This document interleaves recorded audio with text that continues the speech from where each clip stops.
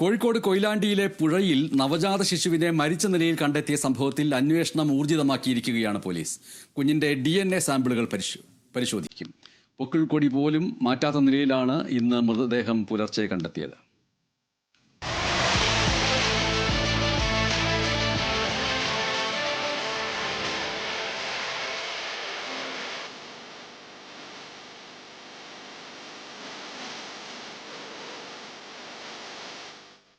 പുലർച്ചെ മീൻ പിടിക്കാൻ പോയ മത്സ്യത്തൊഴിലാളികളാണ് കൊയിലാണ്ടി നെല്ലിയാടിക്കടവ് പാലത്തിന് സമീപം നവജാത ശിശുവിന്റെ മൃതദേഹം കണ്ടെത്തിയത്. ചുവന്ന പാവാടയിൽ പൊതിഞ്ഞ നിലയിലായിരുന്നു മൃതദേഹം കാണപ്പെട്ടത്. തുടർന്ന് ഇവർ കൊയിലാണ്ടി പോലീസിനെ വിവരമറിയിക്കുകയായിരുന്നു. ആൺകുട്ടിയുടേതാണ് മൃതദേഹം. ആൺകുട്ടി വലിയ ടൈമില്ല, എന്തായാലും അധികം പഴക്കമില്ലല്ലേ.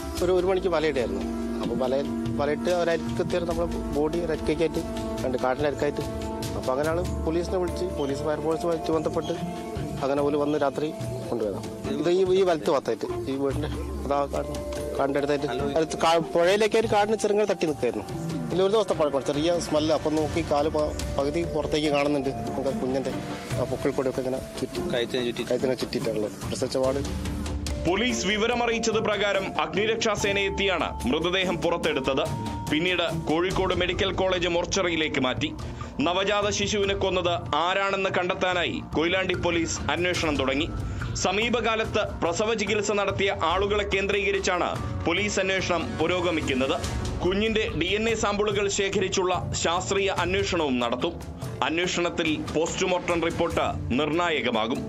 Kerala vision news, Kozhikode.